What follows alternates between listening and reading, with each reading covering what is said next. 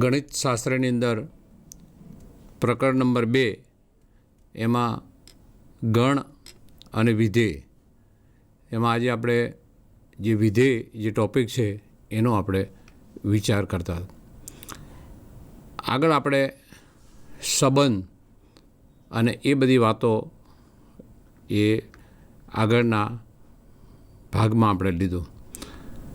તો આપણને ખબર છે કે કાર્તેજીય ગુણાકારના બે અરિક્ત ગણ લઈએ એ અને બી, તો એના કાર્તેજીય ગુણાકારના કોઈપણ ઉપગણને આપણે સંબંધ તરીકે ઓળખીએ જ, અને તેનું સૂત્ર વગેરે વાતો આપણે કરી.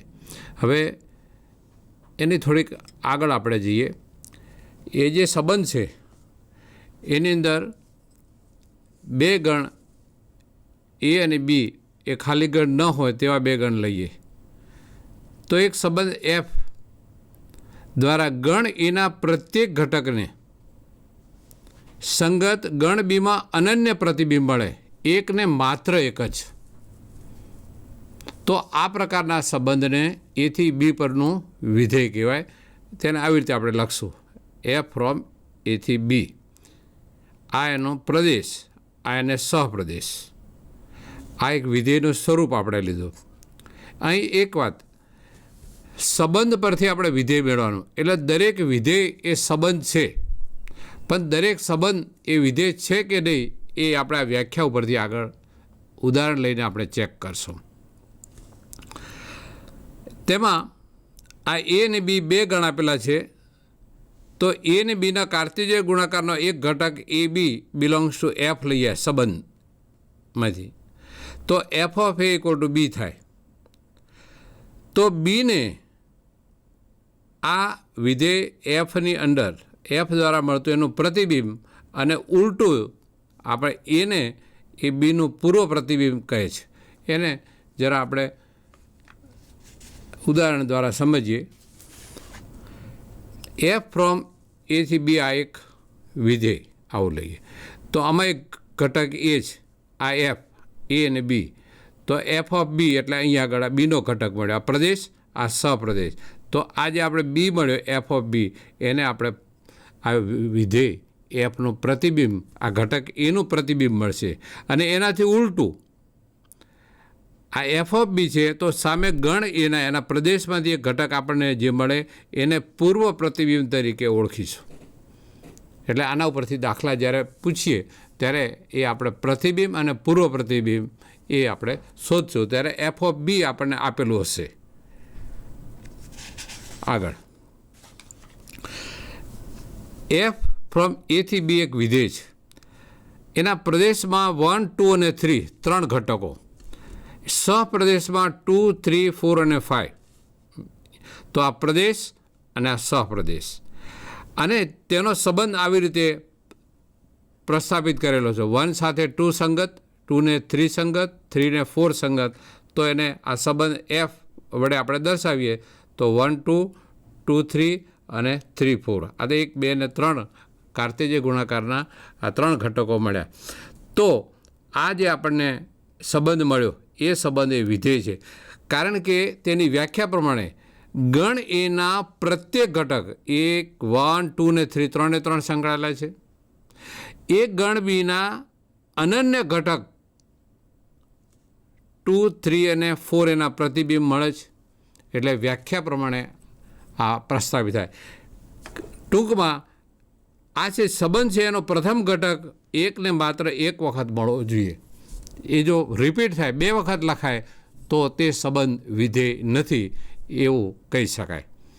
એટલે ફરીથી દરેક સંબંધ એ વિધેય નથી, પરંતુ દરેક વિધેય તે સંબંધ છે. આ ઉલટું જે છે તે સત્ય છે. તો એવા કેટલાક આપણે ઉદાહરણ લઈએ, જુદા જુદા પ્રકારના સંબંધ. તો એ વિધેય છે કે નહીં, નથી તો શા માટે, એના કારણો આપણે સમજવા માટે પ્રયત્ન કરીએ. ઉદાહરણ તરીકે એ બરાબર 1, 2, 3, 4 અને 5, બી બરાબર 1, 3, 5 અને 7, અને એફ ઓફ એક્સ બરાબર x - 2 વડે આવી રીતે વ્યાખ્યાયિત કરેલું છે. તો આ વિધેય એફ અરે વિધેય તો ના કહેવાય, પણ તે સંબંધ, બરાબર, તે સંબંધ વિધેય છે કે નહીં એ આપણે નક્કી કરીએ. તો અહીંયા આગળ લખીએ, જો આમાં પ્રદેશના દરેક ઘટક આપણે વારાફરતી લઈએ 1 2 3 4 અને 5, તો આમાં આની અંદર લખીએ એફ ઓફ એક્સ, આ એક્સ બિલોંગ્સ ટુ એ છે, તો એમાં 1 લઈએ આપણે, અહીં 1, તો 1 - 2 એટલે -1 મળે. 2 લઈએ તો 2 - 2 એટલે 2 0 મળે. 3 લઈએ એટલે 3 - 1 એટલે 1 મળે. 4 - 2 એટલે અહીં 2 મળશે. 5 - 3 એટલે 5 3 મળશે. એટલે એક સંબંધ આપણને મળ્યો અને આપણે એફ વડે આવી રીતે લખ્યો. પણ મિત્રો આપણે વ્યાખ્યામાં આપણે જોયું, સંબંધની અંદર આપણે જોયું કે એફ એ A ક્રોસ બીનો ઉપગણ અથવા પોતે હોઈ શકે. જો બંને બરાબર હોય તો એ સાર્વત્રિક સંબંધ થયો, અને નહીંતર તેનો ઉપગણ હોય તો એના અલગ અલગ સંબંધો આપણને મળે કે જેને આપણે એફ વડે અથવા કેપિટલ એસ વડે પણ દર્શાવીએ છીએ. આ દાખલામાં આપણે એ સંબંધને આપણે એફ લઈશું. પરંતુ અહીંયા આગળ જુઓ 1 - 1 મળ્યું, તો બીની અંદર 1 3 5 અને 7 એમાં -1 તો છે જ નહીં. તો આપણે જે સંબંધ પ્રસ્થાપિત જે કર્યો આ એફ એ એના કાર્ટેજીય ગુણાકારનો ઘટક, એનો સહપ્રદેશ નથી, ઉપગણ નથી. અને ઉપગણ નથી એટલે વ્યાખ્યાયિત થતું નથી, કારણ કે -1 ડઝ નોટ બિલોંગ્સ ટુ બી. તેથી આ સંબંધ એ વિધેય નથી એવું આપણે કહી શકીએ. હા, કે વિધેય હોવા માટેની પહેલી શરત એની વ્યાખ્યા પ્રમાણે આ A ક્રોસ બીના જે ઘટકો છે તેમાંથી કોઈ પણ ને સંબંધ તરીકે લઈ શકીએ. પણ અહીંયા એફ છે એ A ક્રોસ બીનો ઘટક જ નથી, જો 1 - 1. તેથી આ પ્રકારના સંબંધ એ વિધેય નથી, એ સંબંધ પણ નથી, કારણ કે તેનો ઉપગણ હોય અથવા બરાબર હોય. ખાલી ગણ હોય તો પણ એને ખાલી સંબંધ તરીકે આપણે કહીએ છીએ, જે આપણે આગળના એપિસોડમાં જોઈ લઉં. એટલે એ વાત અહીંયા આગળ આપણે જોઈ. આગળ એક સંબંધ આર આપેલો છે 2 1 3 1 4 1. આપ અહીં જોઈ શકશો કે આ સંબંધ વિધેય છે. જોઈએ તો આ સંબંધના એક્સ ઘટકો 2 3 અને 4 અહીંયા આગળ જુઓ, અને એના વાય ઘટકો અહીં 1 અને અહીંયા આગળ 1 અને 4. તો 2 3 4 એ આરના પ્રદેશના ઘટકો છે, બરાબર. તો આ દરેક ઘટકને અનુરૂપ અનન્ય પ્રતિબિંબ મળે છે. 2ને કોઈ ઘટક સાથે સંકળાયેલો છે તો છે, 3ને કોઈ ઘટક સાથે સંકળાયેલો તો છે, 4ને કોઈ ઘટક સાથે સંકળાયેલો છે.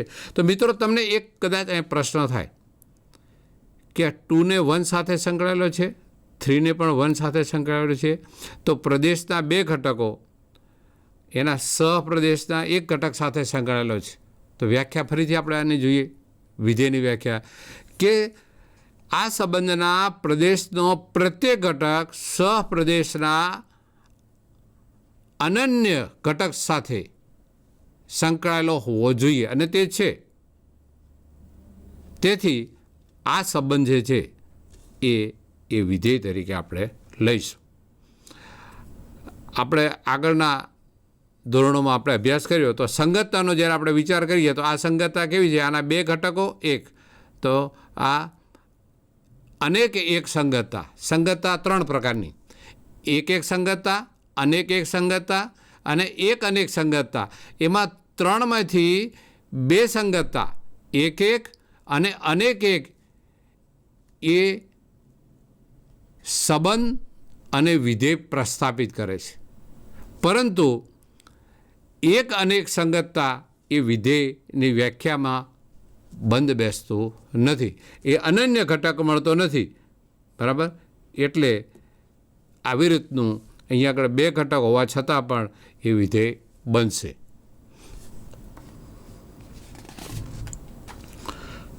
ફરીથી એક ઉદાહરણ લઈએ. એક સંબંધ આવી રીતે આપેલો 2 1 5 1 8 1 11 1. આ બધા ઘટકો સામે એક જ ઘટક 1 આપેલો છે. તો શું આ વિધેય છે? અને જો હોય તો તેનો પ્રદેશ અને વિસ્તાર શોધો. તો આ 2, 5, 8, 1 અહીંયા આગળ પ્રદેશના ઘટકો સામે સપ્રદેશમાંથી એક અને માત્ર એક ઘટક સંકળાયેલો છે, પણ પ્રદેશના દરેક ઘટક અનન્ય રીતે તો સંકળાયેલા છે જ. સંબંધ આરના પ્રદેશના પ્રત્યેક ઘટક 2, 5, 8 and 11 ને અનુરૂપ અનન્ય એકને માત્ર એક, કોઈકને કોઈક તો મળે જ છે, અનન્ય એનો પ્રતિબિંબ મળે છે. 2 ને 1 મળે, 5 ને પણ 1, 8 ને પણ 1, 11 ને પણ 1, અનન્ય પ્રતિબિંબ મળે છે. તેથી આ સંબંધ એ વિધેય છે. અને જો વિધેય હોય તો એના પ્રથમ ઘટકના પ્રથમ આ એક્સ જે છે, એક્સ અને વાય, તો આ એક્સની અંદર 2, 5, 8 અને 11 તેનો એક ગણ બનાવીએ પ્રથમ ઘટકનો, તો તેને આપણે પ્રદેશ કહીશું વિધેયનો. અને 1 ફરીથી 1 ફરીથી 1 ફરીથી 1, તો વાયના સ્થાને ફક્ત એક જ ઘટક મળે છે, તો તેને આપણે આ વિધેયનો વિસ્તાર તરીકે લઈશું. એટલે આનો વિસ્તાર 1 મળશે. અને પ્રદેશ આપણને બધા જ ઘટકો અહીંયા આગળ આપેલા છે તેના તે જ થશે. ફરી આગળ એ અને બી બે ગણ આપેલા છે. એક સંબંધ આવી રીતે પ્રસ્થાપિત કરેલો છે. 1, 2, 2, 4, 3, 6, 4, 10 અને 3, 12. મિત્રો આપ જોઈ શકો 1, 2, 3, 4 ને 5, આ 5 ઘટકો એ A ક્રોસ બી ના ઉપગણો લખીએ તો એમાંનો આ એક આ ઉપગણ છે. એટલે એ વાત નક્કી થઈ ગઈ. હવે આગળ જઈએ. 1 સાથે 2 સંકળાયેલો, 2 સાથે 4, 3 સાથે 6, 4 સાથે 10 અને અહીં 3 સાથે ફરીથી 12. આ સંબંધની અંદર પ્રથમ ઘટક એક્સ વિધેયની વ્યાખ્યા પ્રમાણે સંબંધ કાર્ટેશિયન ગુણાકારના ઉપગણોના કોઈ પણ ગણને સંબંધ તરીકે આપણે ગણીએ છીએ. અને એ સંબંધની અંદર એક્સનો પ્રત્યેક ઘટક સંકળાયેલો હોવો જોઈએ, અને તે પ્રત્યેક ઘટક સંકળાયેલો હોવો જોઈએ પણ એક વખત. 1, 2, 2, 4, 3, 6, તો અહીંયા આગળ જો 3, 6 અને 3, 12, આ પ્રત્યેક ઘટક એક વખત સંકળાયેલો નથી. 3 ને 6, 3 ને 12 એ સંબંધ આરમાં છે, પણ એક ઘટક આના બે ઘટક સાથે સંકળાયેલ છે. એટલે એક અનેક સંગતતાઓ છે. આનો પ્રત્યેક ઘટક એના સપ્રદેશના ઘટકો સાથે અનન્ય રીતે સંકળાયેલો નથી, પણ એક કરતાં વધુ છે. તેથી આ એક અનેક સંગતતા આપણને મળે. બરાબર, આટલું યાદ રાખીએ તો આપણને તરત ખબર પડે. અને તેથી આ બે પ્રતિબિંબ, એક ઘટકને સામે બે પ્રતિબિંબ મળે, તેથી આ સંબંધ એ વિધેય થતો નથી. કારણ કે વિધેયની વ્યાખ્યા આપણે જોઈ લઈ કે સંબંધ એફના પ્રદેશના પ્રત્યેક ઘટકને સંગત તેના સહપ્રદેશના અનન્ય પ્રતિબિંબ મળવું જોઈએ. અનન્ય પ્રતિબિંબ મળતું નથી, પણ અનન્ય કરતાં અનેક પ્રતિબિંબ મળે છે, એટલે બે મળે છે. એટલે તે વ્યાખ્યા સાથે મેળ બેસતો નથી, અને તેથી આ સંબંધને આપણે વિધેય કહીશું નહીં. બરાબર. એટલે 3 અલગ અલગ પ્રકારના આપણે દ્રષ્ટાંતો જોઈએ. એક સંગતતા જોઈ, અનેક એક સંગતતા પણ જોઈ, અને એક અનેક સંગતતા પણ જોઈ. એમાં આ એક અનેક સંગતતા જે મળી આવી રીતની, તે વિધેય એ થતું નથી. બરાબર. હવે મિત્રો એક વાત અહીંયા હું જ્યારે સંગતતાનો જ્યારે વિચાર કરું તે તમારે મનમાં રાખવાનું કે એવું કંઈ આપણે કંઈ બુકમાં લખતા નથી. કારણ કે આ બધું તમે 8, 9માં બધું ભણી ગયા. એટલે જ્યારે એના પ્રદેશ અને સહપ્રદેશના ઘટકોને જ્યારે આપણે એ આવી કિરણ આકૃતિ દ્વારા આપણે જ્યારે બતાવીએ ત્યારે આપણને ખબર પડે કે કયા ઘટક સાથે કયો ઘટક સંકળાયેલો છે, અને તેના ઉપરથી આપણને શું મળે. સંગતતા શબ્દ યાદ રાખવાથી વિધેયની વ્યાખ્યા તમને સરળતાથી યાદ રહી શકશે. એટલા માટે હું અહીંયા આગળ સંગતતાનો ઉલ્લેખ કરું છું. એક દાખલો લઈએ કે n એ પ્રાકૃતિક સંખ્યાનો ગણ છે, અને આ સંબંધને આવી રીતે ગુણધર્મની રીતે આવી રીતે વ્યાખ્યાયિત કરેલો છે. તો આનો પ્રદેશ, સહપ્રદેશ અને વિસ્તાર શોધો. અને શું આ સંબંધ વિધેય છે?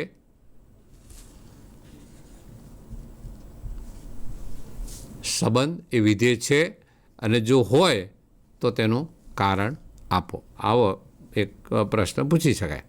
તો તેનો આપણે વિચાર કરીએ. હવે જે આપણને ગુણધર્મની રીતે જે આપેલું તો y બરાબર 2x અને x બિલોંગ્સ ટુ n, અને n એ પ્રાકૃતિક સંખ્યાનો ગણ 1 2 3 4 5. તો xની કિંમત 1 લઈએ, 2 લઈએ, 3 લઈએ તો શું મળે? તો 1 લઈએ xની કિંમત, તો yની કિંમત 2 મળશે. 2 લઈએ તો 2 2 4, અહીંયા આગળ 3 લઈએ 3 2 6, 4 લઈએ 4 2 8. આમ અનેક ક્રમયુક્ત જોડ આપણને મળશે. તો આ પ્રથમ ઘટક 1, અહીં 2, અહીં 3, અહીં 4, અહીં 5, અહીં છેક પ્રાકૃતિક સંખ્યાઓ સુધી આપણને મળશે. એનો ગણ બનાવીએ તો તે આપણો પ્રદેશ થયો. અહીં આગળ 2, 4, 6 એવી કિંમતો આપણે લઈએ, એનો વાય ઘટક ભેગા કરીએ બધા અને એનો ગણ બનાવીએ તો આ બેકી સંખ્યાઓ થઈ 2, 4, 6, 8 તે થયું. અને અહીંયા આગળ 1 2, 2 4, 3 6 જેમ પ્રાકૃતિક સંખ્યાઓ અલગ અલગ લઈએ તેમ વાયની કિંમત પણ આપણને અલગ અલગ મળે છે, બરાબર. એટલે તે પ્રત્યેક એક્સ બિલોંગ્સ ટુ એનને અનન્ય પ્રતિબિંબ મળે છે. એટલે એક એક સંગતતા અલગ અલગ ઘટકોને અલગ અલગ ઘટકો સાથે એના સહપ્રદેશના ઘટક સાથે સાંકળી શકાય. તેથી આ પ્રકારનો સંબંધ છે વિધેય છે, એનો પ્રદેશ, સહપ્રદેશ અને વિસ્તાર આવી રીતે લખી શકીએ. અહીંયા પ્રશ્નની અંદર આ એન આપેલું છે મિત્રો, તો ઘણી વખત અહીંયા આગળ ફેરફાર થઈ શકે. એનની જગ્યાએ ઝેડ આપેલો હોય, આર આપેલો હોય તો શું કહી શકાય? તેનો જવાબ એ આખો બદલી જાય, બરાબર. એટલે એ ખાસ આપણે ધ્યાનમાં રાખીએ. હવે એક વિધેય લઈએ. એક વિધેયને એ આર પરથી આરનું વાસ્તવિક ચલનું વાસ્તવિક વિધેય F from R to R આપણે લઈએ. અને આપણે જે ઘટક લઈએ તો એની સામે તે જ ઘટક મળે. 2 લઈએ તો 2, 3 લઈએ તો 3, પાઈ લઈએ તો પાઈ, 1/2 મળે તો સામે 1/2, તેનો તે જ ઘટક મળે. એટલે એના પ્રદેશની કોઈપણ કિંમતને સંગત તેના સપ્રદેશમાં તેનો તે જ ઘટક મળે. તો આવી રીતે વ્યાખ્યાયિત થતા વિધેયને આપણે તદે વિધેય સંસ્કૃત શબ્દ તત એવ, તેનું તે જ, જે સંખ્યા લ્યો તે જ સામે સંખ્યા મળે, તદ્દેવ. તો તેને તદ્દેવ વિધેય તરીકે કહીશું. અને આ વિધેયનો પ્રદેશ અને વિસ્તાર બંને આર મળશે, કારણ કે જે સંખ્યા લઈએ તે સામે સંખ્યા મળે એટલે પ્રદેશ અને સપ્રદેશ સરખા થશે. અને એનો આપણે આકૃતિ દોરીએ તો એક રેખા થશે, સુરેખા, બરાબર. એ પ્રથમ અને ત્રીજા ચરણની અંદર મળશે. જો ધન કિંમત લઈએ તો ધન, અને બંને ઋણ, એક્સ ઋણ તો વાય ઋણ, અને 0 0માંથી પસાર થશે. એટલે વાય બરાબર એક્સ પ્રકારની આ સુરેખા આપણને આવી રીતે મળશે. આ તદ્દેવ વિધેયની વ્યાખ્યા. અચળ વિધેય. તો સી કોઈ અચળ સંખ્યા હોય તો પ્રત્યેક એક્સ બિલોંગ્સ ટુ આર માટે Y equal to F X અને સામે આ કિંમત સી મળે. આ કિંમત બદલાશે નહીં જે અહીં આપેલી છે તે. તો આ પ્રકારના વિધેયને આપણે અચળ વિધેય લઈશું. દાખલા તરીકે આ એક્સ અને વાય હોય તો અહીં આગળ આ Y equal to 1, Y equal to 2 બરાબર અહીં સી લઈએ તો એનો આલેખ આપણને આવી રીતે મળશે. એક્સના ઘટકો જેમ જેમ બદલાશે તે વાયની કિંમત તેની તે જ રહેશે. તે વાય બરાબર સી એ એનો ગ્રાફ થશે. એટલે આપણે આકૃતિમાં પણ આવી રીતે અચળ વિધેયને દર્શાવી શકીએ. અને માન્ય સંખ્યા હોય, બરાબર, તો નીચેના ભાગમાં આવશે. 0 હશે તો એ એક્સ અક્ષ પોતે થશે. એક ઉદાહરણ, F from R to R F of X બરાબર 100, તો સી બરાબર અહીંયા આગળ 100 આપેલા છે. તો આ વિધેયનો વિસ્તાર શું થશે? એનો વિસ્તાર જે કિંમત આવે એક્સની ગમે તે કિંમત લેશો, વાયની કિંમત બદલાશે નહીં, તેની તે જ કિંમત મળશે આપણને. એક જ ધન લેશો, ઋણ, ધન પૂર્ણાંક, ઋણ પૂર્ણાંક, સમય સંખ્યાઓ, અસમય સંખ્યાઓ, ગમે તે સામે 100 જ મળશે. એટલે આ વિધેયનો વિસ્તાર આપણને આ અચળ સંખ્યા જે આપેલી છે તે અહીંયા આગળ આપણે લખી શકીએ. હવે આ પ્રકારમાં આપણે કેટલાક બહુપદી વિધેયનો પણ આપણે અભ્યાસ કરવાનો. એટલે સુરેખ વિધેય હમણાં આપણે આ જોયું વાય બરાબર એક્સ, બરાબર, એ સુરેખ વિધેયનો વિચાર કર્યો. પછી દ્વિઘાત, તો તેનાથી પણ વધારે ઘાતવાળી બહુપદીઓ આપણે લઈએ તો પ્રત્યેક એક્સ બિલોંગ્સ ટુ આર માટે આ બહુપદીને આપણે Y equal to F X આવી રીતે વ્યાખ્યાયિત કરીશું. આ અચળ પદ 1 ઘાત 2 ઘાત એમ n ઘાત, આ n ઘાતવાળું આ બહુપદી આ વિધેય મળશે. પણ આ એનની સંખ્યા છે એ અનઋણ, બરાબર, શૂન્ય પણ હોઈ શકે, પણ આ એ એનની કિંમત શૂન્ય થશે નહીં. એટલે ઓછા નામે એને એક પદ તો મળે જ, તો પછી બહુપદી તો કહેવાય. હવે એ બહુપદી 1 પદવાળી હોય, 2 પદવાળી હોય, 3 પદ અને અનેક ઘાતવાળી પણ એ ધન સંખ્યા આપણને આવી રીતે મળશે. દાખલા તરીકે એફ ઓફ એક્સ બરાબર x³ + 2x² + x - 1 આ એક બહુપદીનું ઉદાહરણ આપેલું. પણ આ n છે એ અનઋણ પૂર્ણાંક હોવો જોઈએ. અહીંયા આગળ છે ને આ 3 આપેલા છે એની જગ્યાએ 3/2 હોય તો વ્યાખ્યા પ્રમાણે આ પૂર્ણાંક સંખ્યા થતી નથી અને તેથી તે બહુપદી કહી શકાય નહીં. એટલે આ બહુપદીના ઉદાહરણો તમે આવી રીતે બનાવી શકો. વ્યાખ્યાની અંદર આ બધા એના a0, a1, a2, એ બિલોંગ્સ ટુ આર એ અચળ સંખ્યાઓ છે. પરંતુ આનો x⁴n આ જે પદ છે એનો સહગુણક એ ક્યારેય પણ શૂન્ય હોઈ શકે નહીં. નહીંતર એ પદ જ શૂન્ય થઈ જાય તો પછી આપણે આગળ કંઈ લખી શકીએ નહીં. એટલે વ્યાખ્યામાં આ પદ આ શરત છે તે મહત્ત્વની છે. એટલે બહુપદી અને તેના ઉદાહરણો તમે જોઈ શકશો. સમય વિધેય તો એક વિધેય આપણે gx is not equal to 0 હોય તેવા પ્રદેશમાં એક વ્યાખ્યાયિત બહુપદી વિધેય, તો gx માટે આ fx ભાગ્યા gx, તો અંશ અને છેદ આવી રીતે લખી શકીએ. જેમ સંખ્યાઓને આપણે લખી શકીએ એમ વિધેયોને પણ અંશ અને છેદમાં લખી શકીએ. તો આ આપણને અહીંયા આગળ એક આ સમય વિધેય આ ઉદાહરણ તરીકે મળે. અંશ અને છેદ એને ક્યારેક અવયવ પડે પણ ખરા અને ન પણ પડે. આ એનું એક ઉદાહરણ છે જેમાં અંશ અને છેદના બે વિધેયો અલગ અલગ પણ લખી શકાય અને બંનેનો આપણે ગુણોત્તર લઈએ તો આ એક સમય વિધેય આપણને મળશે. હવે માનાંક એટલે અને અંગ્રેજીમાં આપણે એબ્સોલ્યુટ વેલ્યુ. કોઈ પણ સંખ્યા તમે બોલો એનું મારે ધનક સંખ્યા બોલો, ધન સંખ્યા. તમે -2 બોલો તો હું +2 બોલું. જે પણ ઋણ સંખ્યા બોલો એનું મારે ધન કરીને બોલવાનું. શૂન્ય બોલો તો શૂન્ય જ રહે. તો એને આપણે ગણિતની અંદર આવી રીતે વ્યાખ્યાયિત કર્યું કે પ્રત્યેક એક્સ વાસ્તવિક સંખ્યા માટે આ વિધેય F of x A mode x આવી રીતે લખાય.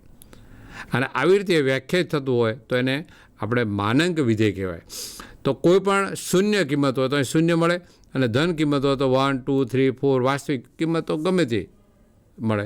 અને જો ઋણ કિંમત હોય તો અહીં ઋણ લખીએ, બરાબર. એક્સ બરાબર -2 લઈએ તો -2 અને આગળ -2 માઇનસ પ્લસ થઈ ગયો.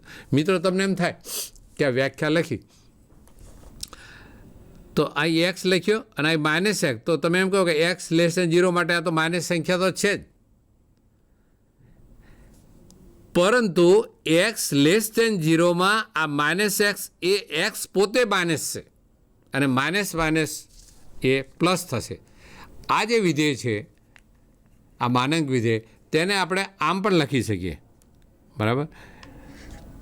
આમાં આપણે લખવું હોય તો fx બરાબર આમ પણ લખી શકીએ કે x જ્યાં x 0.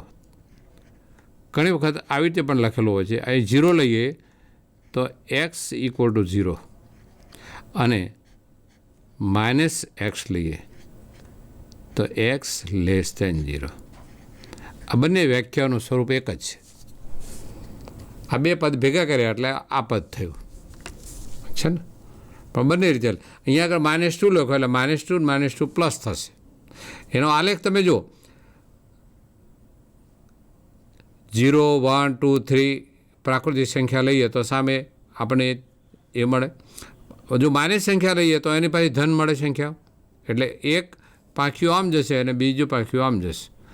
પણ એ અનુરૂપ નીચે ક્યારે ઋણ આ નીચેના અર્ધતલમાં આવશે નહીં. એક્સ ઇક્વલ ટુ આ જે છે એક્સ અક્ષ એની નીચે નહીં આવે, એક્સથી એના ઉપરના અર્ધતલમાં, એટલે પ્રથમ અને દ્વિતીય ચરણમાં જેનો આલેખ મળશે. તો વાય ઇક્વલ ટુ માનાંક એક્સ આ પ્રકારનો આલેખ મળે. હવે એક્સની કિંમત બદલાય તેમ અહીં આલેખની કિંમત પણ બદલાય. હવે એક્સ ઇક્વલ ટુ -1 હોય તો અહીંયા આગળ આવે, એક્સ ઇક્વલ ટુ અહીં એક્સ -2 હોય તો અહીંયાનો એ આ બિંદુ અહીંયા આગળ થશે. એવા અનેક પ્રકારના ગ્રાફ પણ આપણે દોરી શકીએ. એટલે માનાંક અને વિધેય આવી રીતે આપણે લઈશું. ચિહ્ન વિધેય, સિગ્નમ વિધેય એ માનાંક વિધેયનું એક સ્વરૂપ જ છે, પણ એક લખવાની એક રીત અલગ છે કે f from R to R, જો ધન સંખ્યા હોય તો એની સામે 1, કોઈ પણ ધન સંખ્યા લો તો સામે 1 1 1 1 1 1 1 1 મળે. જો 0 લઈએ તો અહીંયા આગળ 0 મળશે, એટલે આ બિંદુ પોતે થશે આ અહીંયા આગળ. અને ઋણ સંખ્યા લઈએ તો એની સામે -1 મળશે, એટલે ગ્રાફની અંદર એક શૂન્ય મળશે અને શૂન્યથી મોટી સંખ્યા મળશે. અહીંયા આગળ શૂન્ય સિવાયની માઇનસ સંખ્યા મળશે. એટલે 1, 2 અને 3 આવી રીતે ગ્રાફને એ દર્શાવી શકાય. અને આ સિગ્નમ ચિહ્ન વિધેયનો પ્રદેશ આપણે R અને એનો વિસ્તારમાં ફક્ત 1, 0 અને -1 3 કિંમતો આવે. એટલે આ ચિહ્ન વિધેયનો વિસ્તાર છે ને એ યાદ રાખવા જેવો છે. -1, 1 અને 0 આ 3 સિવાય બીજી કોઈ કિંમત આવશે નહીં. કોઈ પણ ધન સંખ્યા, ઋણ સંખ્યા કે શૂન્ય લેશો તો આ કિંમતો બદલાશે નહીં. હવે મહત્તમ પૂર્ણાંક વિધેય, આ વાત તમારા માટે થોડી નવી. મહત્તમ પૂર્ણાંક વિધેય એટલે કેવું વિધેય લઈએ કે જેને આવી રીતે લખાય, આમ બંને બાજુ કૌંસ, અને એક્સ બિલોંગ્સ ટુ આર. તો એક્સથી નાના હોય અથવા એક્સને સમાન હોય તેવા તમામ પૂર્ણાંકોમાં સૌથી મોટો પૂર્ણાંક દર્શાવે છે. તો આ વિધેયને મહત્તમ પૂર્ણાંક વિધેય તરીકે લઈશું. દાખલા તરીકે હવે ઉદાહરણ લઈએ કે હું -1 લઉં, અહીં -1, તો -1 એ પૂર્ણાંક છે એટલે આની સામે -1 મળશે, બરાબર. હવે -1થી હું આને મોટી કિંમત લખ્યું એટલે -0.9 લેવું, અહીંયા આગળ 0.5 પણ માઇનસ છે. તો એ બધા માટે -1 અને 0 નહીં પણ 0થી નાની આ અંતરાલની અંદર મળતી કિંમતો માટે -1 મળશે. બીજું 0 ને 1 વચ્ચે લઈએ, 1 નહીં લેવાનું તો એની કિંમત 0 મળશે. કારણ કે 0.2 લઈએ તો 1, 0.5 તો પણ એનો પૂર્ણાંક તે 0 થશે. એનો પૂર્ણાંક ભાગ લેવાનો. x બરાબર 0.9 લઈએ તો એનો પૂર્ણાંક 0, 0.99999 છે. 1ને ટચ કરીએ ત્યાં સુધી જઈએ તો પણ એની કિંમત તો 0 થશે. પણ જેવી 1 લીધી તો એની કિંમત 1 થશે. 1.1, 1.2, 1.3, 1.5, 1.99999 નહીં તો તેના માટે 1 મળશે. આમ આ બાજુ ઉપર -2, -3, નીચે -1, 0, 1, 2, 3 આમ તેના પૂર્ણાંકો મેળવી શકાય અને એનો ગ્રાફ આપણે આવી રીતે દર્શાવી શકીએ. પૂર્ણાંક આવે ત્યારે આ વિધેય છે ને કૂદકો મારે છે. એક એકમ જે છે એ વાય અક્ષ ઉપર કૂદકો થશે. ધન હશે તો ઉપર અને ઋણ હશે તો નીચેની બાજુ.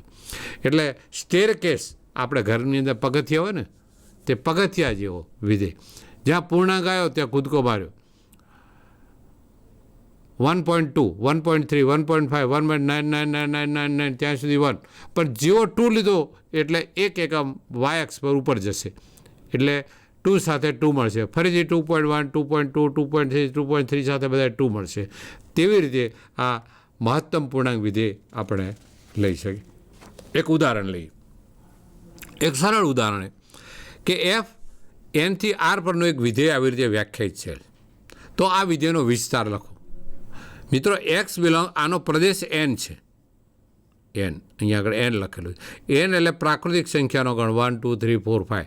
હવે હું 1 લઉં તો 1 અને 1, તો 1નો પૂર્ણાંક 1, 2 લેવું તો અહીં 2, અહીં 2, 2 - 2 0, 3 લેવું તો 3, 3 થયું તો 0. તો અહીંયા આગળ પ્રાકૃતિક સંખ્યાઓ અલગ અલગ અલગ લેવા જતાં સામે આપણને શૂન્ય મળે છે. એના સહપ્રદેશ માત્ર એક જ ઘટક મળે છે અને તે 0. તેથી આ વિધેયનો એ વિસ્તાર એ શૂન્ય મળે છે.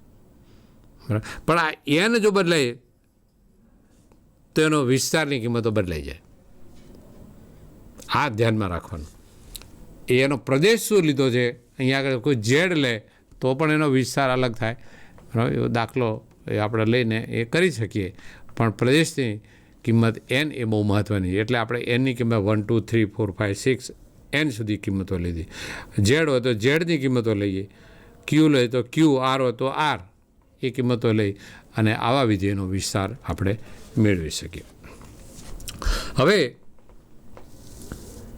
આપણે વિધેયનો જ્યારે વિચાર કરતા હતા ત્યારે અત્યાર સુધી બધા એક વિધેયનો વિચાર કર્યો, પરંતુ બે વિધેય સાથે આપેલા હોય તો તેમની વચ્ચે કેવો સંબંધ દર્શાવી શકાય? તો એફ એક્સથી આર અને જી એક્સથી આર, આ બંને વિધેયનો પ્રદેશ સમાન છે અને એ આરનો ઉપગણ છે એવું આપણે લઈએ. બંને સમાન છે, એક્સ અને અહીં પણ એક્સ. તો આ બે વિધેયનો સરવાળો, બાદબાકી, ગુણાકાર, ભાગાકાર અને અચળ સાથેનો ગુણાકાર આવી રીતે આપણે લખી શકીએ. એફ વત્તા જી તો એફ ઓફ એક્સ અને જી એક્સ, એફ માઇનસ જી તો અહીં બંનેને બાદબાકી, આ બંનેનો ગુણાકાર તો અહીં આગળ અલગ ગુણાકાર. કે હોય, કે અચળ છે, કે બિલોંગ્સ ટુ આર થાય તો કે બહાર નીકળી જશે અને એફ એક્સ લખી જાય. અને એફ અપોન જી એક્સ તો અંશમાં એફ એક્સ અને જી એક્સ એટલે સમય વિધેય તરીકે હવે થયું અને એક્સ બિલોંગ્સ ટુ એક્સમાં છે. પરંતુ જ્યારે આપણે આ ભાગાકારની જ્યારે વાત કરીએ અને બે વિધેયનો ગુણોત્તર ત્યારે લઈએ, સમય વિધેય જ લઈએ, ત્યારે છેદની કિંમત 0 થવી જોઈએ નહીં, નહીંતર એ વિધેય વ્યાખ્યાયિત બની શકે નહીં. એટલે અહીં શરતમાં લખવું જોઈએ કે gx is not equal to 0. તો આવી આ વિધેયોની બેઝિક ક્રિયાઓ આપણે કરી શકીએ. ઉદાહરણ, એફ આરથી આર અને એફ એક્સ એક્સ -2, જી આરથી આર અને G X equal to X +2 હોય તો એફ વત્તા જી ઓફ એક્સ શોધો. બરાબર. હવે એફ અને જી આવે જે નવું વિધેય છે આ એ આરથી આરનું થશે, એના પ્રદેશ અને સહપ્રદેશ આર થશે. વ્યાખ્યા પ્રમાણે F plus G of X તો બંનેને અલગ અલગ લખીએ, એફ ઓફ એક્સ અને G X. X belongs to R છે. એફ એક્સની કિંમત એક્સ -2 આપેલી છે તો અહીં લખી. જી એક્સની કિંમત એક્સ +2 આપણે લખી અહીંયા આગળ, એક્સ +2 આ 2 થયું. તો આ -2 અને 2 કેન્સલ થશે એટલે એક્સ 2 વખત રહે છે એટલે 2x થયું. તો F plus G of X, મિત્રો આ જે છે એ આની વેલ્યુ 2x મળે. આ બેઝિક ક્રિયાઓ આવી રીતે આપણે શોધી શકીએ. આવો બાદબાકી, અહીં બાદબાકી હોય અહીં માઇનસ થશે તો બદલાઈ જશે. એક બીજું ઉદાહરણ લઈએ. એફ એક્સ બરાબર વર્ગમૂળમાં એક્સ અને G X equal to X. આ બે અનઋણ વાસ્તવિક સંખ્યાઓનો ગણ લઈએ તો F upon G upon X શોધીએ આપણે. તો વ્યાખ્યા પ્રમાણે F upon G of X એટલે એફ એક્સ અને છેદમાં જી એક્સ. એફ એક્સની કિંમત વર્ગમૂળમાં એક્સ, જી એક્સની કિંમત અહીં એક્સ એટલે આ રૂટમાં એક્સ અને 1/x એટલે 1/√x લખાય, અથવા એક્સની ઉપર -1/2 લખાય. પણ અહીં શરત લખવી પડે જ્યારે આપણે લખીએ પહેલાં જ અહીં આગળ શું લખવું પડે કે G X is not equal to 0. તો આ લખ્યું તો X is not equal to 0. તો જ આ વિધેય વ્યાખ્યાયિત કરી શકીએ આપણે. એટલે છેલ્લે આપણે આને અલગ અલગ, આ પણ એનો જવાબ સાચો એક્સ -1/2 રીતે પણ દર્શાવી શકાય, પણ છેલ્લે તમારે શરત લખવી પડે. બરાબર. એટલે આવી રીતે આ સમય વિધેય આપણે દર્શાવી. F from R to R F of X equal to X square અને G X equal two 4x - 1 બે વિધેય આપેલા છે. બંનેનો પ્રદેશ આર, બંનેનો સહપ્રદેશ આર. તો સરવાળા અને ભાગાકાર એ બંને શોધો. તો પહેલાં આપણે સરવાળાનો વિચાર કરીએ. એફ પ્લસ જી એક્સ તો એક્સ, તો F X plus G X થયું. એફ એક્સની કિંમત એક્સ સ્ક્વેર લખી, જી એક્સની કિંમત 4x - 1 એટલે આપણું કામ પૂરું થયું. હવે ભાગાકાર એફ અપોન જી માટે આ છેદ 0 થવું ન જોઈએ. G X is not equal to 0 અને જી એક્સ એટલે 4x - 1 is not equal to 0. તો એક્સની કિંમત 1/4 થવી જોઈએ નહીં. કારણ કે અહીં 1/4 લઈએ તો 4 × 1/4 એટલે 1, 1 - 1 એટલે 0 થાય. તેથી આ વિધેય એફ અપોન જી એ આર -1/4 થી આર. હવે આનો પ્રદેશ બદલાશે.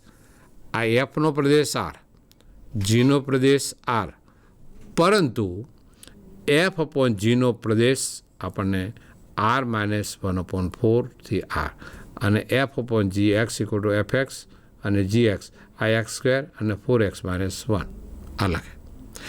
હવે આ જ્યારે લખીએ આર -1/4 થી આર તો આ લખવાની જરૂર નથી.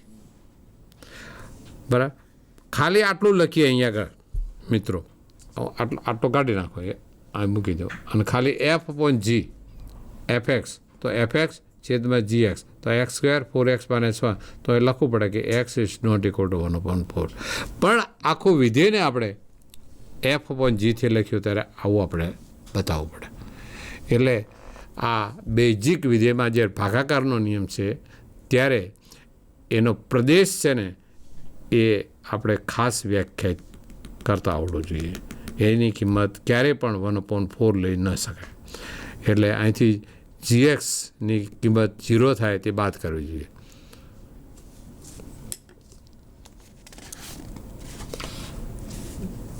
F X equal to X square, G X બરાબર 2x + 1. તો જો પ્લસ માઇનસ ગુણાકાર ભાગાકાર બધું શોધો. હવે તમને આવડી ગયું. હા, તો એફ પ્લસ જી તો એફ એક્સ અને જી એક્સ તો આ થયું એક્સ સ્ક્વેર અને 2x + 1 બાદ બાકી તો F X minus G X તો એક્સ સ્ક્વેર અને અહીં માઇનસ કરીએ એટલે -2x અને -1 અહીં માઇનસ ચિહ્ન બદલાશે મિત્રો. ગુણાકાર એફ એક્સ × જી એક્સ તો એક્સ સ્ક્વેર અને કૌંસમાં 2x + 1 એટલે એને સાદું રૂપ આપે 2x³ + x સ્ક્વેર અને ભાગાકાર F upon G of X તો એફ એક્સ છેદમાં જી એક્સ તો એફ એક્સની કિંમત એક્સ સ્ક્વેર અને જી એક્સની કિંમત 2x + 1 અને નિયમ પ્રમાણે આપણે લખીએ છીએ કે જી એક્સ વિધેય 0 થવું જોઈએ નહીં. એટલે કે 2x + 1ની કિંમત 0 થાય નહીં. એટલે એક્સની કિંમત તમે -1/2 લઈ શકો નહીં. X is not equal to -1/2. તો આ જવાબ સાચો. આ જ્યારે લખીએ ત્યારે આ તમારે લખવું પડે. તો આવી રીતે આ એક વિધેય પછી બે વિધેય લીધા, બે વિધેયની બેઝિક ક્રિયાઓ પણ આપણે જોઈ. હવે આ જે વાસ્તવિક જે બધા વિધેય છે એ બધા વિધેયના પ્રદેશ અને વિસ્તારો પણ આપણે શોધી શકીએ. એવો એક ઉદાહરણ લઈએ કે F X equal two minus અને પછી માનાંકમાં એક્સ લખ્યું છે. મિત્રો આપણને ખબર છે કે કોઈ પણ વાસ્તવિક સંખ્યાનું માનાંક લખીએ કાં તો એ 0 હોય તો 0 આવે, નહીં તો >0 આવે. બે વિકલ્પ છે. એટલે મોડ એક્સ ઇઝ > = 0 ક્યારે પણ x <0 ઋણ મળશે નહીં. હવે પક્ષમાં આપણને આપેલું છે કે આ માનાંકને આગળ માઇનસ કર્યો એટલે માઇનસ કરીએ એટલે અસમતા બદલાઈ જાય. એટલે માઇનસ કર્યું એટલે < <0. પણ આ માઇનસ મોડ એક્સ બરાબર તો એફ એક્સ આપેલું છે. તો એફ એક્સની કિંમત 0 અને 0 કરતાં નાની વાસ્તવિક સંખ્યા રેખા ઉપર ડાબી બાજુની બધી જ વાસ્તવિક સંખ્યાનો ગણ લઈએ તો -∞ થી 0 પણ 0નો સમાવેશ થાય.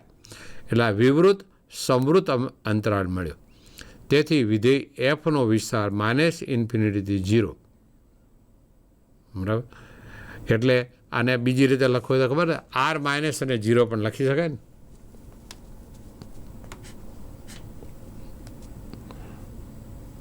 આર માઇનસ યુનિયન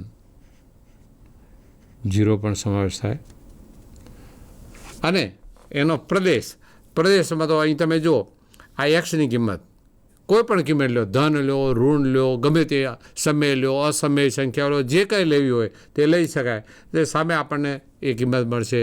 એટલે એનો પ્રદેશ છે તે આપણને આર મળશે. કોઈ પણ કિંમત લઈ શકીએ એટલે અહીંયા આગળ આપણે આર તરીકે લઈએ, પણ એનો વિસ્તાર આવી રીતે મળશે. બરાબર. એવા અલગ અલગ આપણે ઉદાહરણો લઈ શકીએ. છેલ્લે એક આવી રીતનું એક વિધેય આવી રીતે વ્યાખ્યાયિત કરેલો છે. તો આ વિધેયની કિંમતો શોધો. આવો તમને પૂછે અલગ અલગ કિંમતો. અહીં શૂન્ય મૂકે, કોઈ ધન સંખ્યા લખે, કોઈ સમય સંખ્યા લખે, તો f(x) બરાબર 2x - 5. તો અહીં -3 કિંમત અહીં લખી નાખીએ. અહીં -3 તો આ 3 દુ 6 અને આગળ માઇનસ અને -5 તો આપેલી છે. 6 અને 5 11 -3 તો f(-3) ની કિંમત -11 મળી. આમાંથી અલગ અલગ બધા સમ બનાવી શકાય. બરાબર. આ તો એક નમૂના પૂરતો તમને કે વિધેય આવી રીતે આપ્યું તો એની કિંમતો કઈ રીતે શોધાય, એનો પ્રદેશ કઈ રીતે શોધાય, એનો વિસ્તાર કઈ રીતે શોધી શકાય, તેના બેઝિક સંબંધો કઈ રીતે પ્રસ્થાપિત કરી શકાય, એ સંબંધો પરથી એ વિધેય છે કે નહીં છે, તેનો પ્રદેશ, સપ્રદેશ, વિસ્તાર કઈ રીતે શોધી શકાય, એ બધી વાતો આપણે અહીંયા આગળ જોઈ. બરાબર. એટલે આપણે કોઈ પણ આવી રીતે દાખલો લઈએ તો એક કિંમતો આપણે શોધી શકીએ. આપણે અહીંયા આગળ બધી વસ્તુ કરી શકીએ નહીં, પણ તમને એક હિન્ટ મળે, માર્ગદર્શન મળી શકે કે અહીં કઈ કઈ કિંમતો આપણે લઈ શકાય. એટલે અહીંયા આગળ આપણે તે આ વિધેયનો આપણે એ પ્રયત્ન કર્યો. ફરીથી મિત્રો તમને કહું કે વિધેયને વ્યાખ્યાયિત કરી અને એ વિધેયના અલગ અલગ પ્રકારો આપણે અહીંયા આગળ આપણે ખાસ જોયા. એટલે એ વાત અહીંયા આગળ ધ્યાનમાં રાખવાની. વિધેય તો વ્યાખ્યાયિત કર્યું, એના પ્રકારો જોયા, એને બેઝિક, સરવાળા, બાદબાકી, ગુણાકાર, ભાગાકાર અને અચળ સંખ્યા સાથેનો ગુણાકાર અને તે પ્રદેશો તે વગેરે આપણે અહીંયા આગળ એ કર્યું. અને કેટલીક હજી વસ્તુ જે બાકી છે તેનો આપણે આગળ અભ્યાસ કરશું. અસ્તુ.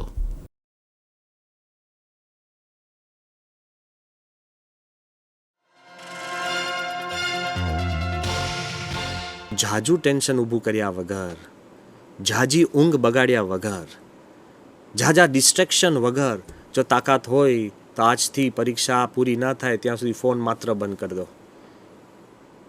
વોટ્સઅપ નહીં, ફોન માત્ર બંધ કરી દો. ટેલિવિઝન સામે બેસો જ નહીં. જો તાકાત હોય એના 25 દિવસ તમે આ પ્રયોગ કરો, મન એમનેમ શાંત થશે. ઓછી ઊંઘ તમારે બગાડવી પડશે અને જે તમે ભણ્યા છો એ વધુ સુદૃઢ થશે. હું એવું કહેવા માંગતો જ નથી કે દરેકના 100% આવવા જોઈએ, પણ એટલી તો તમે ઈચ્છા રાખો કે જે તમે હકદાર છો, જે તમારી શક્તિ છે ને ક્ષમતા છે એ પ્રમાણે તો આપણે માર્ક્સ લાવીએ. તમે તમારા ખુદમાં વિશ્વાસ રાખજો. જો તમને જ તમારામાં વિશ્વાસ નહીં હોય તો કોઈ ટીચર, કોઈ પરીક્ષાર્થીઓ, કોઈ મિત્રો, કોઈ વાલીઓ, ખુદ ભગવાન પણ એને મદદ કરી શકતા નથી. Believe in yourself. તમે જે ભણો છો, જે મહેનત કરો છો, એમાં આપ પોતામાં વિશ્વાસ. 21મી સદી આપણને કારકિર્દીની અનંત તક આપે છે. જે વિદ્યાર્થીઓ 10મા ધોરણ પછી શું કરવું, કઈ કારકિર્દી પસંદ કરવી એવી મૂંઝવણમાં હોય, તેઓ પોતાની રુચિ અને ક્ષમતાઓના આધારે ઘણા બધા ક્ષેત્રોમાં કારકિર્દી બનાવી શકે છે. આવું એક ક્ષેત્ર છે ગણવેશધારી સેવાઓ. ચાલો જાણીએ આ ક્ષેત્ર વિશે અને આ ક્ષેત્રમાં કારકિર્દીની વિવિધ તક વિશે. ગણવેશધારી સેવાઓમાં કારકિર્દી અનન્ય કોઈ ક્ષેત્રમાં કારકિર્દીથી અલગ છે. તેમાં અસાધારણ હિંમત, બહાદુરી, બલિદાન અને માતૃભૂમિ માટે પ્રેમની આવશ્યકતા છે. આ બેજોડ ગુણો અને તેને ખૂબ જ આદરણીય અને પ્રતિષ્ઠિત કારકિર્દી બનાવે છે. સૈનિકો અને અધિકારીઓ જે આપણી સરહદોને સુરક્ષિત કરે છે, તેનાથી માંડીને ચોકીદાર સુધી બધા લોકો આ ગણવેશધારી સેવાઓના ક્ષેત્રમાં આવે છે. ગણવેશધારી સેવાઓને 4 મુખ્ય કેટેગરીમાં વર્ગીકૃત કરી શકાય છે. પ્રથમ પ્રકાર ડિફેન્સ ફોર્સ અથવા આર્મી, નેવી અને એરફોર્સ છે. બીજા પ્રકારમાં અર્ધલશ્કરી દળોનો સમાવેશ થાય છે, એટલે કે ભારતીય કોસ્ટ ગાર્ડ, આસામ રાઇફલ્સ અને સ્પેશિયલ ફ્રન્ટિયર ફોર્सेस. ત્રીજા પ્રકારમાં કેન્દ્ર અને રાજ્ય સશસ્ત્ર પોલીસ દળો છે. તેમાં મુખ્યત્વે central reserve police force, border security force, Indo Tibetan border police, central industrial security force, સશસ્ત્ર સીમા બલ, રેલવે પ્રોટેક્શન ફોર્સ અને સ્ટેટ રિઝર્વ પોલીસ ફોર્સનો સમાવેશ થાય છે.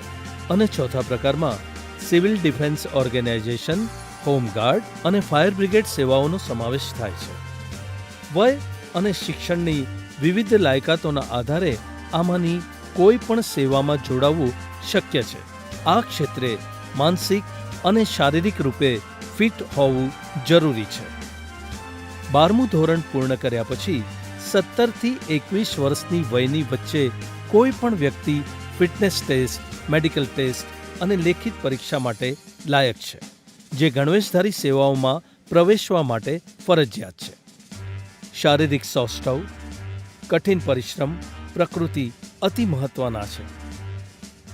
કોઈ પણ વ્યક્તિ જે આ માપદંડ પાર કરે છે તે સૈનિક અથવા કોન્સ્ટેબલ તરીકે સશસ્ત્ર દળો, પોલીસ અથવા અર્ધલશ્કરી દળોમાં જોડાવા માટે લાયક છે. નિયમિત રીતે પ્રકાશ થતી ભરતી જાહેરાતો પર નજર રાખવી જરૂરી છે. સંરક્ષણ બળોમાં એટલે આર્મી, નેવી અને એરફોર્સમાં જોડાવા માટે 12મા ધોરણ પછી એનડીએ પ્રવેશ પરીક્ષા આપવાનો વિકલ્પ ઉપલબ્ધ છે. આ પરીક્ષા યુપીએસસી દ્વારા લેવામાં આવે છે. આર્મીમાં જોડાવા માટે કોઈ પણ પ્રવાહમાંથી 12મું ધોરણ પૂર્ણ કર્યા પછી અરજી કરી શકાય છે. જો કે નેવી અને એરફોર્સમાં જોડાવા માટે 12મા ધોરણમાં ગણિત અને ભૌતિકશાસ્ત્ર હોવું ફરજિયાત છે. પ્રવેશ પરીક્ષાને પાસ કર્યા પછી એસએસબી ઇન્ટરવ્યૂ અને તબીબી પરીક્ષણ આવશ્યક છે. એન્જિનિયરિંગ અથવા અન્ય કોઈ ક્ષેત્રમાં ગ્રેજ્યુએશન કર્યા પછી દળોમાં જોડાવાની ઘણી રીતો છે. જે વિદ્યાર્થીઓ ગ્રેજ્યુએશન દરમિયાન 3 વર્ષ ઉત્તમ ગ્રેડ સાથે એનસીસી પૂર્ણ કરે છે, તેમને લેખિત પરીક્ષામાંથી છૂટ મળે છે. ગ્રેજ્યુએશન પછી એરફોર્સ અથવા સીડીએસ માટે AFCAT જેવી પરીક્ષાઓ આપવાનો વિકલ્પ છે, જે ભારતીય military academy, India navy academy અને એરફોર્સ એકેડમીમાં પ્રવેશ મેળવવા માટે મદદ કરે છે. કોઈ પણ અધિકારી તાલીમ એકેડમી દ્વારા શોર્ટ સર્વિસ કમિશનમાં જોડાઈ શકે છે. 12મા ધોરણ પછી તબીબી અભ્યાસક્રમોમાં જોડાઈને સશસ્ત્ર દળો દ્વારા આવશ્યક તબીબી સેવાઓમાં જોડાઈ શકે છે. તેવી જ રીતે જુનિયર કમિશન અધિકારી અથવા જેસીઓ તરીકે સશસ્ત્ર સેવાઓમાં જોડાવા માટે વિવિધ તકનીકી અભ્યાસક્રમો જેમ કે pathology, laboratory, radiology, hotel management, nursing વગેરેનો સમાવેશ થાય છે. પોલીસ સેવાઓમાં જોડાવા માટે સમયાંતરે તેમની ભરતી ડ્રાઈવ દ્વારા આવવું ફરજિયાત છે. ગ્રેજ્યુએશન પૂર્ણ કર્યા પછી જીપીએસસી અથવા યુપીએસસી પરીક્ષાઓ દ્વારા અધિકારીઓની ભરતી કરવામાં આવે છે. સીબીઆઈ, આરએડબલ્યુ અથવા આઈબી માટે પસંદગી પણ યુપીએસસી દ્વારા થાય છે. ટ્રાફિક પોલીસ વિભાગ દ્વારા ભરતી માટે સમાન પ્રક્રિયા અનુસરવામાં આવે છે.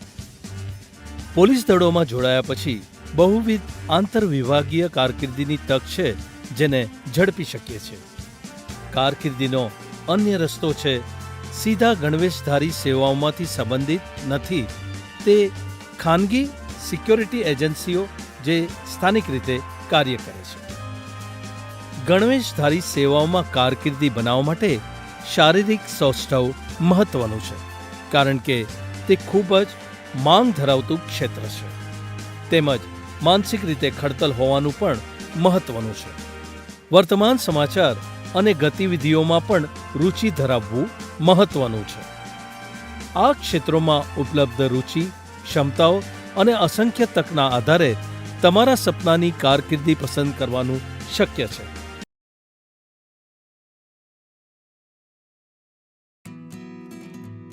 એકવીસમી સદી આપણને કારકિર્દીની અનંત તક આપે છે. જે વિદ્યાર્થીઓ 10મા ધોરણ પછી શું કરવું, કઈ કારકિર્દી પસંદ કરવી એવી મૂંઝવણમાં હોય, તેઓ પોતાના રુચિની ક્ષમતાના આધારે ઘણા બધા ક્ષેત્રમાં કારકિર્દી બનાવી શકે છે. આવું એક ક્ષેત્ર છે લલિત કલા. ચાલો જાણીએ આ ક્ષેત્ર વિશે અને આ ક્ષેત્રમાં કારકિર્દીની વિવિધ તક વિશે. માનવ અસ્તિત્વની શરૂઆતથી લલિત કલા આપણા જીવનનો એક અભિન્ન ભાગ છે. લલિત કલા વ્યાપક રીતે 3 પ્રકારોમાં વર્ગીકૃત કરી શકાય છે: વિઝ્યુઅલ આર્ટ્સ, પરફોર્મિંગ આર્ટ્સ અને અપ્લાઇડ આર્ટ્સ. વિઝ્યુઅલ આર્ટ્સમાં ડ્રોઈંગ, પેઇન્ટિંગ, સ્કલ્પ્ટિંગ એટલે કે મૂર્તિકલા, ડિઝાઇનિંગ વગેરેનો સમાવેશ થાય છે. જ્યારે પરફોર્મિંગ આર્ટ્સમાં ડાન્સ, નાટક અને સંગીતનો સમાવેશ થાય છે. અપ્લાઇડ આર્ટ્સ એટલે રાંધણ વિજ્ઞાન, સૌંદર્ય વિજ્ઞાન, fashion designing, interior designing, advertising, graphic design, animation અને મલ્ટીમીડિયા, ફોટોગ્રાફી અને ફિલ્મ નિર્માણનો સમાવેશ થાય છે. ક્રિએટિવિટી અને ઇનોવેશન આજના યુગમાં, ડિજિટલ અને તકનીકી ક્રાંતિના યુગમાં ખૂબ મહત્વનું છે, જેથી લલિત કલામાં નવા કારકિર્દીના માર્ગ ખુલ્યા છે. લલિત કલાના ક્ષેત્રમાં 10મા ધોરણ પછી ઉચ્ચ માધ્યમિક વ્યવસાયલક્ષી અભ્યાસક્રમો છે, જે રોજગારી અને સ્વરોજગારીની તક તરફ લઈ જાય છે. તેવી જ રીતે 10મા પછી આઈટીઆઈ અને ઘણા અભ્યાસક્રમો છે, જેવા કે ડેસ્કટોપ પ્રકાશન, architectural assistant, food technology, baking, sewing technology, photography વગેરે જેવા ડિપ્લોમા. ત્યાર પછી કંઈ પણ કામ કરીને અનુભવ પ્રાપ્ત કરી શકાય છે અને દૂરસ્થ શિક્ષણ દ્વારા ઉચ્ચ શિક્ષણનો અભ્યાસ કરી શકાય છે. સ્કૂલમાં આર્ટ્સમાં એલિમેન્ટરી અને ઇન્ટરમીડિયેટ પરીક્ષાઓ આપવી વિદ્યાર્થીને લલિત કલામાં કારકિર્દીની તૈયારી કરવા માટે મદદરૂપ થશે. 10મા પછી એક સરકારી વાણિજ્ય ડિપ્લોમા ઇન આર્ટ્સ અથવા જીડી આર્ટ્સ પણ પસંદ કરી શકે છે, જે 5 વર્ષનો કોર્સ છે અથવા 2 વર્ષનો આર્ટ શિક્ષક ડિપ્લોમા છે અને આ રીતે શિક્ષણમાં કારકિર્દી શરૂ કરી શકે છે. કોઈ પણ પ્રવાહમાં 12મું પૂર્ણ કર્યા પછી આર્ટ, મ્યુઝિક, ડાન્સ અથવા ડ્રામામાં ઊંડી રુચિ ધરાવતા વિદ્યાર્થીઓ સ્કલ્પચર, શિલ્પ, applied arts, visual arts, music, designing, performing arts, fashion design, પેઇન્ટિંગમાં વિશેષતા સાથે બેચલર ઇન ફાઇન આર્ટ્સ માટે નોંધણી કરાવી શકે છે. આ 4 વર્ષનો કોર્સ છે.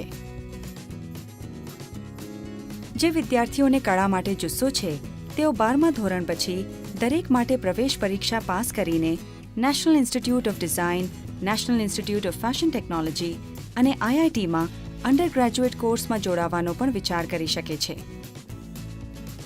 આર્કિટેક્ચર લલિત કલાનો બીજો વિકલ્પ છે, જે લલિત કલા અને ટેકનિકલ ક્ષેત્રો બંનેનું સંયોજન છે. ફક્ત એવા વિદ્યાર્થીઓ કે જેમને 12મું ધોરણ વિજ્ઞાન અને ગણિત આવશ્યક વિષય તરીકે પૂર્ણ કર્યું છે, તેઓ નાટા પ્રવેશ પરીક્ષાને પાસ કર્યા પછી આર્કિટેક્ચરમાં જોડાઈ શકે છે. લલિત કલામાં કારકિર્દી બનાવવા માટે ધીરજ અને ખંત રાખવા ખૂબ જ મહત્વપૂર્ણ છે. તમારી કલાને વિકાસવા માટે તમારે સમય આપવો જરૂરી છે. કલા માટે સર્જનાત્મકતા અને જુસ્સો આ ક્ષેત્રની પૂર્વ જરૂરિયાતો છે. આ ક્ષેત્રમાં ઉપલબ્ધ રુચિ, ક્ષમતા અને અસંખ્ય તકના આધારે તમારા સપનાની કારકિર્દી પસંદ કરવાનું શક્ય છે.